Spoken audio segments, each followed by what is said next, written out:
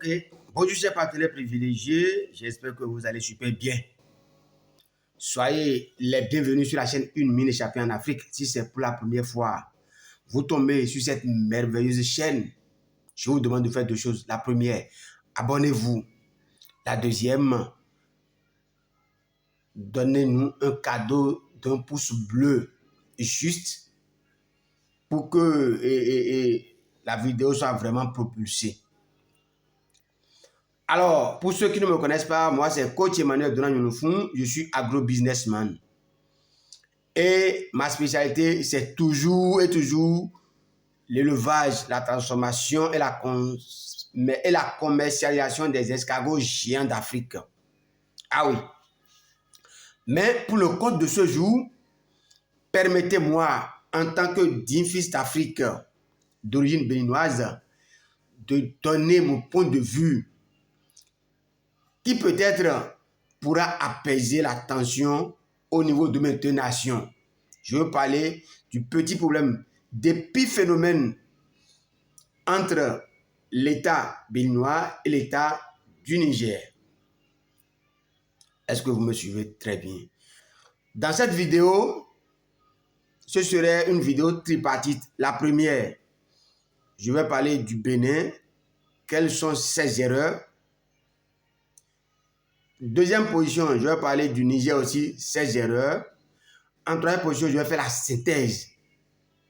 Et cette synthèse, dans cette synthèse, je vais donner des directives pour qu'il y ait la paix entre ces deux nations.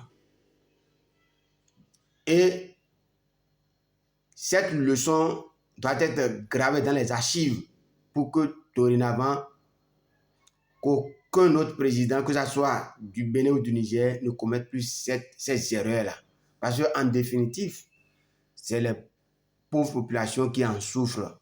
Nous ne leur rendons pas la face. Donc, nous remontons directement en 2023 à l'arrivée du nouveau gouvernement des Nigériens là. Quand c'est arrivé par le putsch, les nouvelles autorités sont arrivées, notre président, notre acteur national n'avait pas aimé. En tant que digne fils d'Afrique, en tant que président, aucun président ne pouvait même applaudir cela. Il était contre. Mais il y avait un peu de zèle, puisque c'était son ami qui était parti. Je veux nommer M. Bazoum, l'excellence Mohamed Bazoum, c'était l'ami du président. Quand ils étaient venus au Bénin, M. Bazoum, l'ex-président nigérien, disait que le pétrole du Niger, c'est le pétrole du Bénin. Et notre fierté nationale disait, le port du Bénin, c'est le port du Niger. Rien que ces deux phrases-là, imaginez un peu les relations entre les deux nations. Et ces relations ne datent pas d'aujourd'hui. C'est des relations anciennes. Est-ce que vous voyez?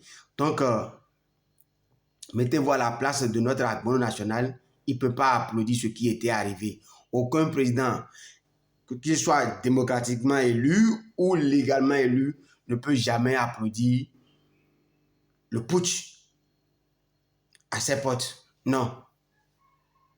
Raison pour laquelle il n'était pas d'accord, toujours sous le couvert de la CEDEAO.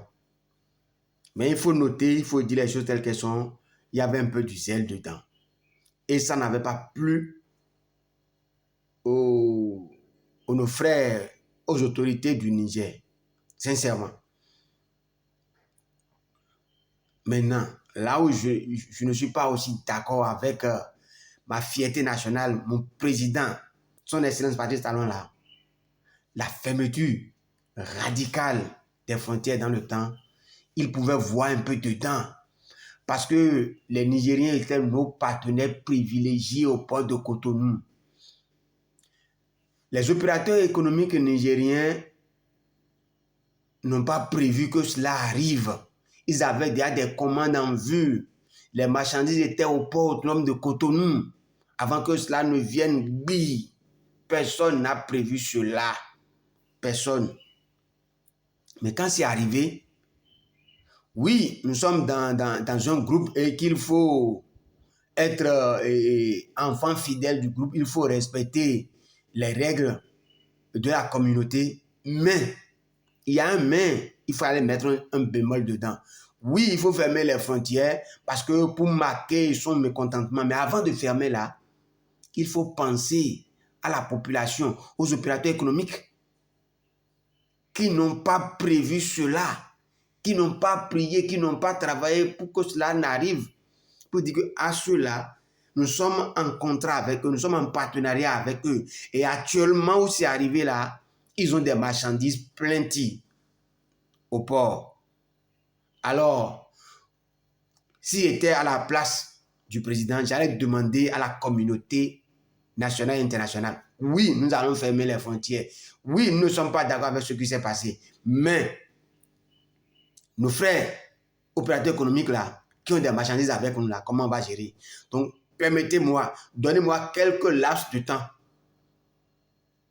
Le temps qu'ils vont récupérer, ils vont transiter toutes leurs marchandises et après, on pourra procéder à la fermeture. Et comme ça, personne ne serait lésé. Je vous assure. Personne ne va pas subir des pertes qu'il n'a pas prévues. Figurez-vous, quand on parle d'opérateurs économiques, on peut contacter des prêts à la banque. La banque verra que oui, c'est la fermeture des frontières qui a fait que tes marchandises sont périmées, tes marchandises ont pourri à la frontière. Mais la banque ne va pas te comprendre pour ses créances. La banque ne va pas te comprendre pour le remboursement du prêt. La première des choses que la banque fait là, il met la main sur ce que tu as mis en gage directement. Et il commence la chasse à l'homme. Pensez un peu à tous ces opérateurs économiques qui ont perdu des millions dans cette affaire de fermeture brusque là. Pensez à tout cela, à leur famille. Ils vont devenir quoi?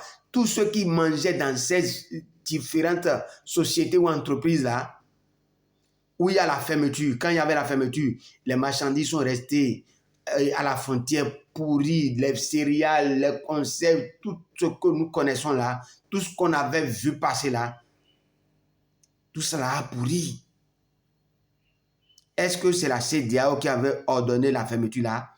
Est-ce qu'il a pensé à ça? Est-ce qu'elle a pensé à ça?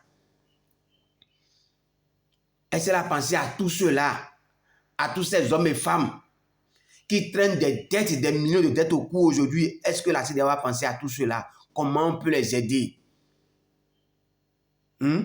Quelle politique vous pouvez mettre en place pour aider ceux-là? Au fait, le verre dans le feu, c'est là ce qui fait vraiment mal à nos frères nigériens. Franchement, parlons peu, parlons vrai. C'était une bêtise. C'était une erreur. Que, à partir de dorénavant, qu'aucun président ne commette encore ces erreurs-là. C'est sincère.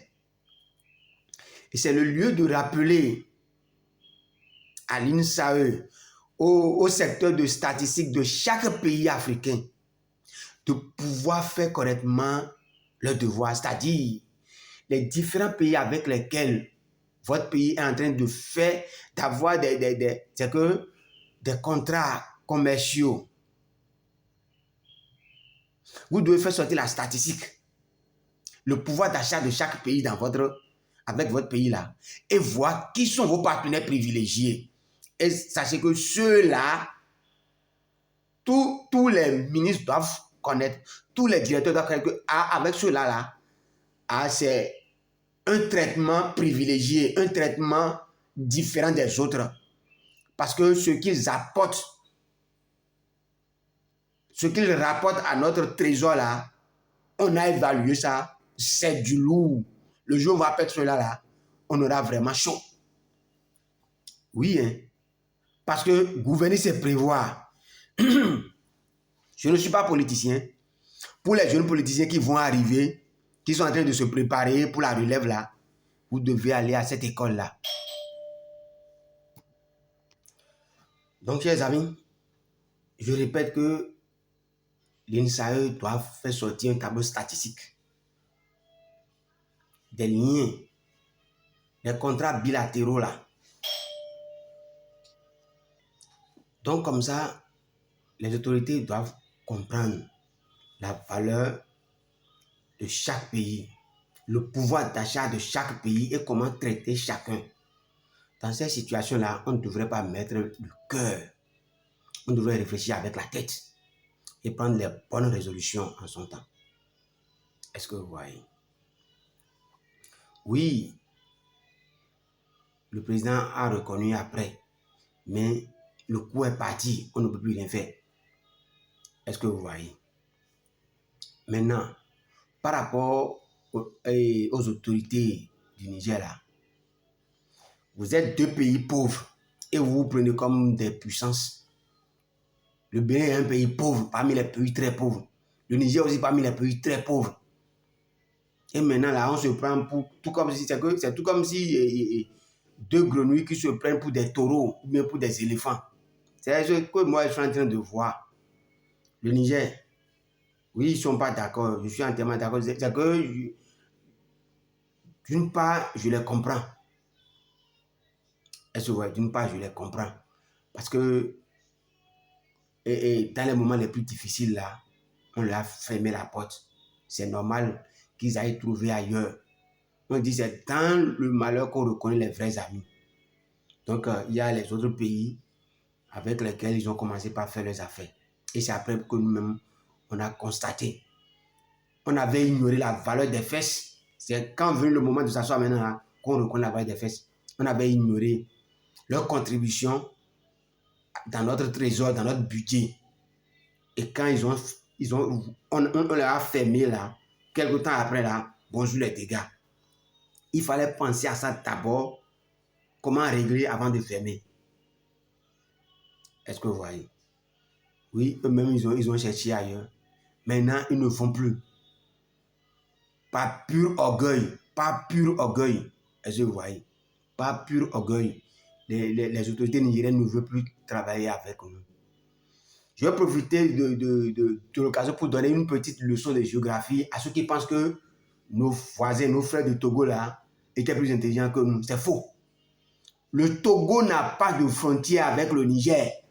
Donc, conséquence, il n'a pas de frontière à fermer au Niger. Quand les gens pensaient que, oui, le Bénin a fermé les frontières, mais les Togolais n'ont pas de frontière. Mes frères Togolais, dites-moi dans les commentaires si vous avez 1 centimètre de frontière avec le Niger. Vous n'en avez pas, donc vous ne pouvez pas fermer.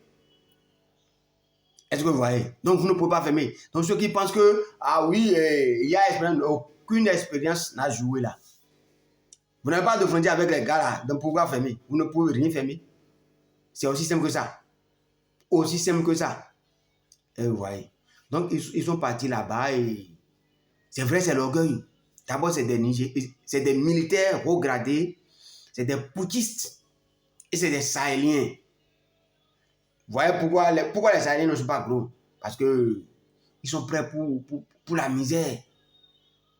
Ils sont prêts à vivre dans leur poussière là.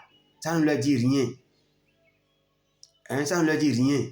Ils sont prêts à fermer jusqu'à ce que le président Patrice Talon descende et c'est ça l'objectif. Si moi je comprends bien, parce que dire qu'il y a des bases militaires au Bénin là, les bases militaires étaient restées pendant longtemps au Niger, il n'y en avait pas au Bénin. C'est pas maintenant que le Bénin va se targuer des bases militaires, mais non.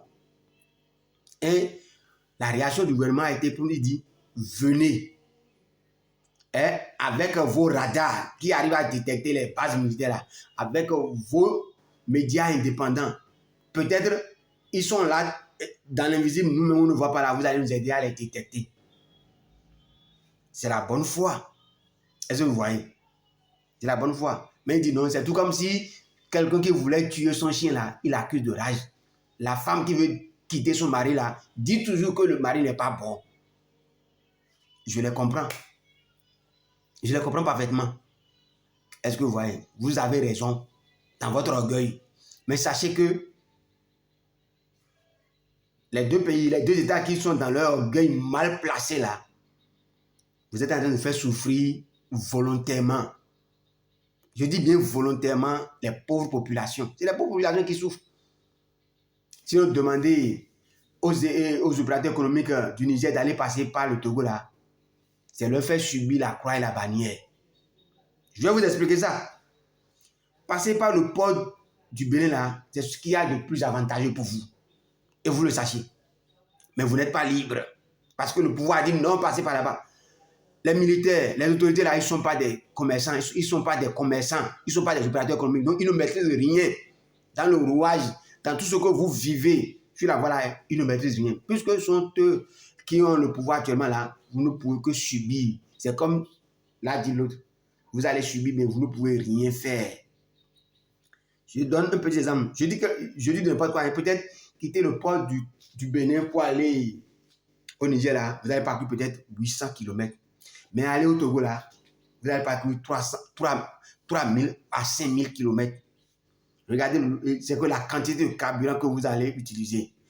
Vos véhicules là vont vite se dégrader. Est-ce que vous voyez? Mieux, vous allez quitter le Togo, passer par le Burkina pour rentrer chez vous. Dans chaque pays que vous rentrez là, vous allez payer des taxes de douane. Au finish, les marchandises vont venir très tard et plus cher. Et vous allez encore vendre plus cher aux populations. Dans tout ce mamaï là, le général Tchani paie quoi? 0 francs. Le président Talon paie quoi? 0 francs. Si ce n'est pas les pauvres populations là, vous êtes en train de trucurer deux pays pauvres qui se cognent. Aucun pays ne peut vivre unilatéralement.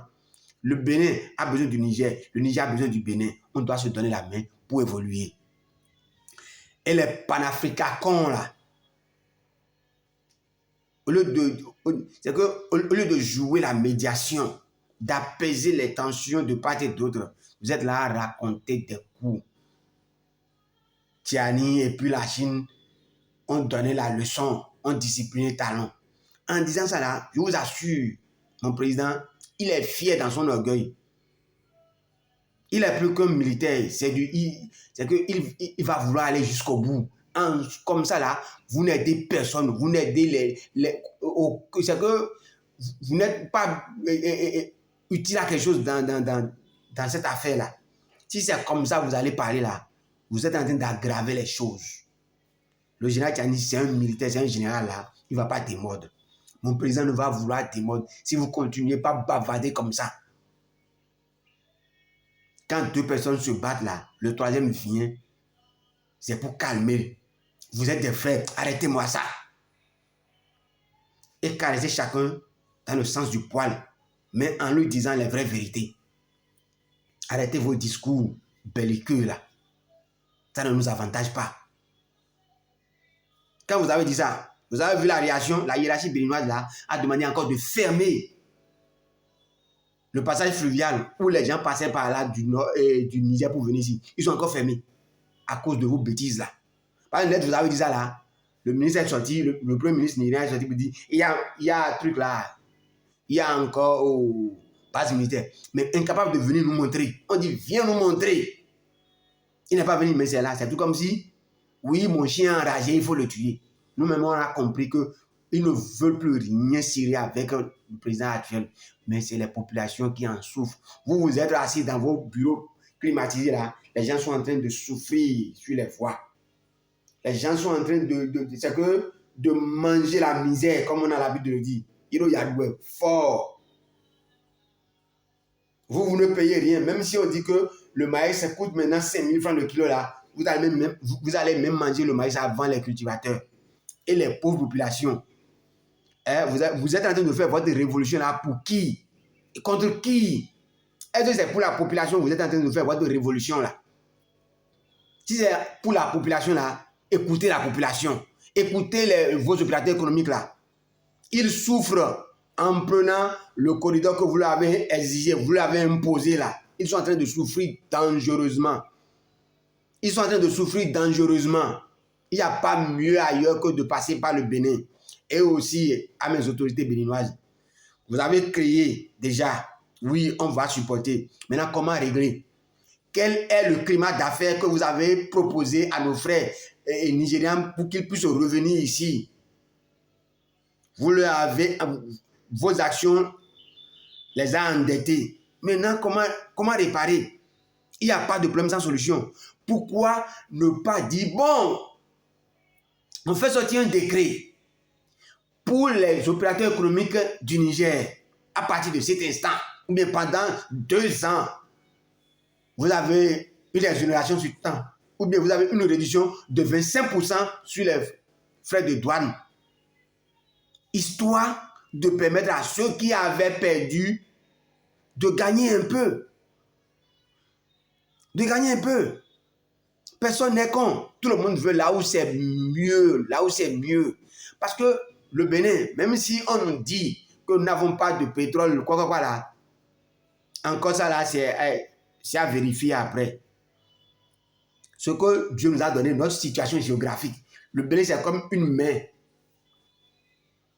Une main nourrissante à l'intérieur des pays interlands, des pays enclavés, des pays qui n'ont pas accès à l'océan là. Regardez Malanville. C'est que c'est grâce à cet mécontentement qui se trouve entre le Bénin et le Niger là qui m'a permis de mettre mes pieds à Malanville. Malanville là, c'est magnifique. J'allais même visiter île d'Oiseau là. Malanville là, c'est une ville carrefour entre au moins 3 pays. Est-ce que vous voyez? Niger, Mali, Burkina. Tout ça veut dire que nous, en tant que Béninois là, on doit travailler pour nourrir ces peuples-là. Mes chers frères de l'AES, vous devez épouser le Bénin comme votre deuxième nation. Et nos ports sont vos ports. Faites transiter tout ce que vous voulez par ici. Mais je crois que notre fierté nationale, notre abono national là, va écouter et puis il va essayer de voir quelle est la tarification spéciale, une tarification douanière spéciale pour les frères de l'AES pour enflouer les caisses de part et d'autre. Est-ce que vous voyez? Voilà ce que j'ai à dire. Il faudrait que chacun sache ses raisons garder, que ça soit panafricain, que ça soit influenceur, que ça soit ministre, que ça soit n'importe qui là. Restons ensemble, nous sommes des frères.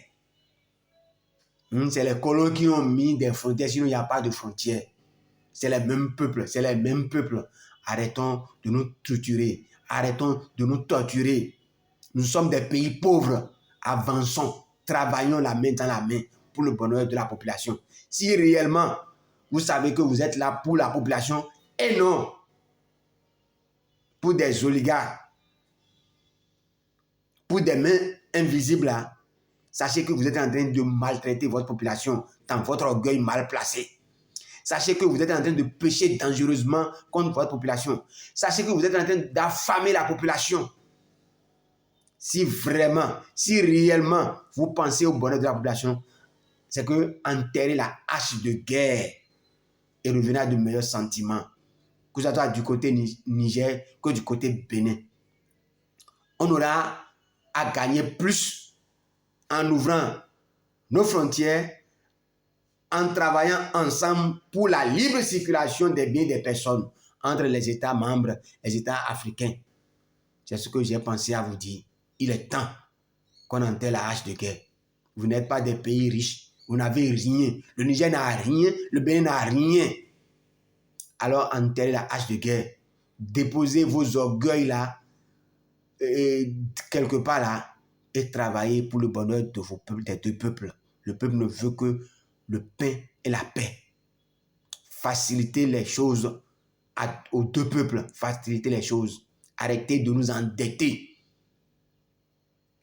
gratuitement. Arrêtez d'endetter vos peuples gratuitement à cause de vos orgueils. Et passons à autre chose. Passons à des choses sérieuses. C'était mon point de vue. Commentez, partagez et likez. Merci beaucoup. Rendez-vous au sommet. God bless. Que l'Afrique gagne.